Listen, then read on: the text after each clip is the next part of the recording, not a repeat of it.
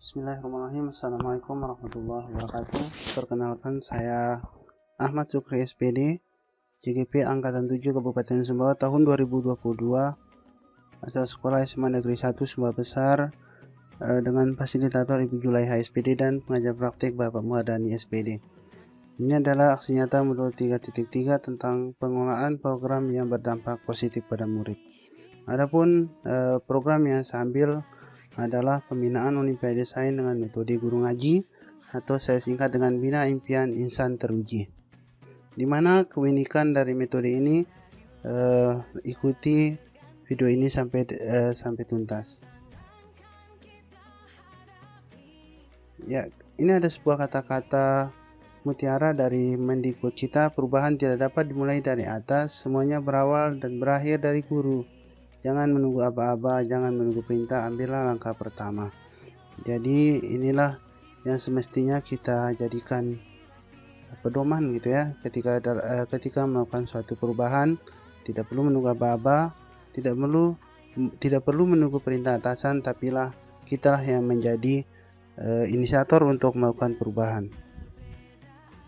Tujuan pembelajaran khusus dari aksi nyata menurut 3.3 ini adalah CGP dapat menjalankan tahapan B buat pertanyaan dan A ambil pelajaran berdasarkan model prakasa bahan bagja yang telah dibuat sebelumnya pada tahapan demonstrasi kontekstual dalam sebuah aksi nyata. Kemudian CGP membuat dokumentasi pelaksanaan tahapan yang telah dijalankan tersebut. Berikutnya, inilah programnya adalah Bina Impian Insan Teruji. Ini adalah suatu program atau kegiatan pembinaan Olimpiade Sains Nasional yang mengadopsi sebagian metode yang diterapkan oleh guru ngaji, yaitu dengan menggunakan lembar penuntun untuk menentukan ketercapaian siswa selama pembinaan. Nah, bagaimana bentuk lembar penuntun ini nanti akan saya tampilkan di slide berikutnya, dan itulah yang menjadi ciri khas dari metode ini. Latar belakangnya adalah prestasi di bidang SN merupakan salah satu prestasi yang paling diperhitungkan di kalangan siswa SMA, karena dengan memiliki piagam prestasi OSN akan memudahkan siswa dalam memilih program studi favorit di perguruan tinggi yang mereka inginkan. Ya, jangankan juara OSN tingkat nasional, juara OSN tingkat provinsi pun sudah mendapat prioritas untuk diterima di perguruan tinggi terutama di Indonesia. Nah, ini adalah sebuah pengalaman selama bertahun-tahun yang bahwa OS ini adalah lomba yang paling bergengsi ya di kalangan siswa SMA, baru diikuti dengan opsi dan O2SN dan seterusnya. Nah, beberapa tahun terakhir ini siswa SMA N1 Sumbawa Besar tidak pernah lagi menjadi peserta OSN tingkat nasional. Saya ingat itu hanya beberapa tahun yang lalu ya, mungkin ada sekitar 5-6 tahun yang lalu. Disebabkan ini tidak pernah menjadi juara di tingkat provinsi. Nah, oleh karena itu saya memutuskan untuk menggiatkan program ini dalam pembinaan SN di sekolah saya, itu SMA N1 Sumbawa Besar. Tujuan umum adalah meningkatkan prestasi siswa SMA N1 Sumbawa Besar dalam bidang Olimpiade Sains Nasional di kabupaten, provinsi maupun nasional. Nah, tujuan khususnya adalah untuk sampai kepada tujuan umum adalah mewujudkan pembinaan SN yang terarah dan tepat sasaran, mewujudkan pembinaan dan siswa peserta OSN, memudahkan pembina dan siswa peserta OSN dalam mengetahui ketercapaian target materi dan ketercapaian kompetensi yang diharapkan. Yang ketiga, mewujudkan atau menjadikan OSN sebagai kegiatan pengembangan diri yang menyenangkan. Kita masuk ke tahap buat pertanyaan. Pertanyaannya, apa yang dapat dilakukan untuk mewujudkan prestasi siswa di bidang Olimpiade Sains? Yang kedua, bagaimana metode pembinaan yang dapat dilakukan untuk mewujudkan hal tersebut? Tindakan yang perlu dilakukan adalah melakukan koordinasi dengan kepala sekolah dan pembina OSN. Kemudian berikutnya adalah rencana yang perlu dilakukan untuk melibatkan suara pilihan kepemilikan murid, yaitu mengadakan dialog dengan siswa peserta OSN terkait dengan metode yang tepat untuk pembinaan OSN. Di sini siswa peserta OSN bisa memberikan masukan dan saran bagaimana pembinaan yang mereka harapkan. Aset kekuatan sumber daya yang dapat diberdayakan adalah kepala sekolah, guru pembina, murid, sarana dan prasarana penunjang, dan seterusnya. Kemudian waktu yang diperlukan adalah 1 minggu. Penanggung jawab CGP yang juga sebagai pembina OSN. Nah, saya sendiri adalah pembina OSN astronomi di sekolah saya. Kemudian yang kedua, refleksinya adalah dengan metode 4P, peristiwa atau fakta. Sebagaimana disebutkan sebelumnya bahwa tujuan dari program pembinaan Olimpiade Sains dengan metode guru ngaji adalah mewujudkan pembinaan OSN yang terarah dan tepat sasaran, memudahkan pembina dan siswa peserta OSN dalam mengetahui ketercapaian target materi dan ketercapaian kompetensi yang diharapkan, dan menjadikan OSN sebagai kegiatan pengembangan diri yang menyenangkan. Untuk program ini nantinya dapat menjadi pemicu peningkatan prestasi siswa SMA N1 Sumba Besar dalam bidang OSN. Nah, metode pembinaan ini mendapat sambutan yang baik dari kepala sekolah, guru pembina OSN lainnya, dan siswa peserta OSN. Mereka berharap metode ini bisa diterapkan selama mereka melakukan pembinaan. Untuk saya sendiri sebagai CGP dan pembina OSN astronomi, metode ini sudah pernah saya terapkan dan sangat membantu selama pembinaan untuk mencapai tujuan yang diharapkan. Kemudian perasaan ketika program atau metode ini mendapat respon yang baik dari rekan guru sesama pembina OSN, dan siswa saya merasa senang dan lega. Jadi saya merasa senang dan lega karena bisa berbagi tips pembinaan. Dan ketika saya terapkan selama pembinaan astronomi, saya merasa nyaman selama pembinaan karena dapat dengan mudah dan cepat mengidentifikasi materi pembinaan yang belum disampaikan dan belum tuntas. Berikutnya pembelajaran atau finding. Pembelajaran yang saya ambil dari kegiatan ini adalah bahwa untuk mewujudkan suatu program yang berdampak positif pada murid, perlu adanya komunikasi dan kolaborasi dari semua pihak. Masukan, saran, dan ide dari semua pihak termasuk siswa sangat diperlukan dan akan sangat membantu dalam keberlanjutan suatu program. Terkadang ada hal-hal yang tidak pernah kita pikirkan ternyata muncul dari pikiran dan ide orang lain. Dalam hal ini adalah siswa sendiri yang menjadi objek dari kegiatan ini. Kemudian yang terakhir, penerapan atau feature. Nah, untuk mewujudkan pengembangan program pembinaan, kami akan terus melakukan evaluasi dan melakukan dialog baik dengan sesama pembina maupun dengan meminta masukan, kritik, dan saran dari siswa. Kemudian yang kedua, tahap ambil pelajaran. Pertanyaannya adalah suasana seperti apa dan metode pembinaan yang bagaimana yang membuat murid nyaman dan menyenangkan selama pembinaan OSN. Siapa saja guru atau pembina yang memiliki pengalaman yang banyak dalam melakukan pembinaan OSN dan apa yang sudah mereka lakukan untuk meningkatkan prestasi siswa di bidang OSN. Tindakan yang dilakukan tentu mencari informasi tentang pembinaan OSN yang pernah diterapkan oleh sekolah-sekolah yang memiliki budaya prestasi di bidang OSN. Misalkan kalau di Indonesia itu ada Mandua Malang ya, yang setiap tahunnya selalu mendapat medali di bidang OSN.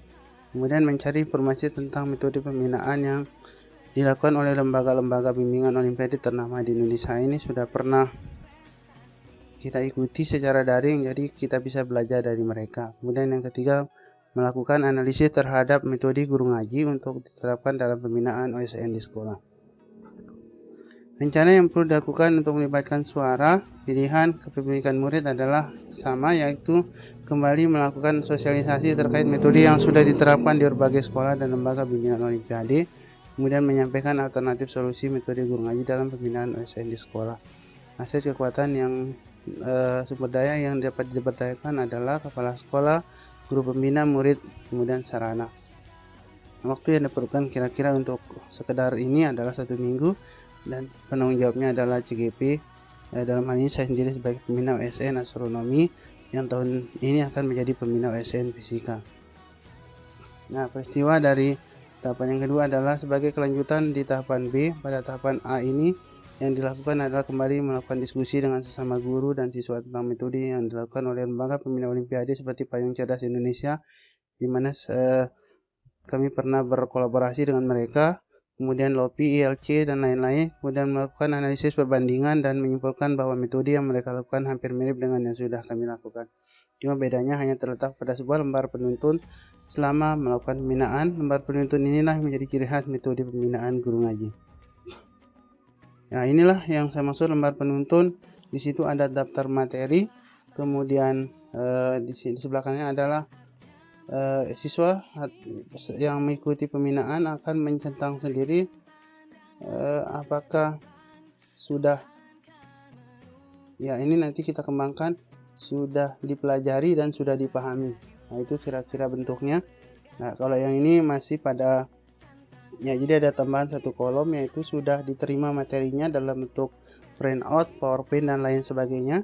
Nah, itu maksud ini sudah diterima. Nanti yang kedua sudah dipelajari, artinya mereka sudah ikut pembinaan tentang ini, mereka akan mencentang sendiri. Kemudian yang ketiga nanti centang jika mereka sudah paham. Nah, jadi dengan cara seperti ini ya kita pembina atau siswa sendiri akan tahu di bagian mana mereka belum menguasai, belum dipelajari atau belum mendapat pembinaan, dan di bagian mana mereka belum mendapat printout materinya. Perasaan, saya merasa senang, bangga, dan lega karena bisa melakukan sosialisasi dan menerapkan metode ini. Nah, ini dari 20-an tahun menjadi pembina dan menjadi guru, saya mengambil pelajaran dari pembinaan sebelumnya bahwa dengan cara seperti ini saya merasa bahwa saya akan sangat mudah melakukan evaluasi gitu ya. Kemudian saya akan sangat mudah saya melihat di bagian mana materinya belum disampaikan.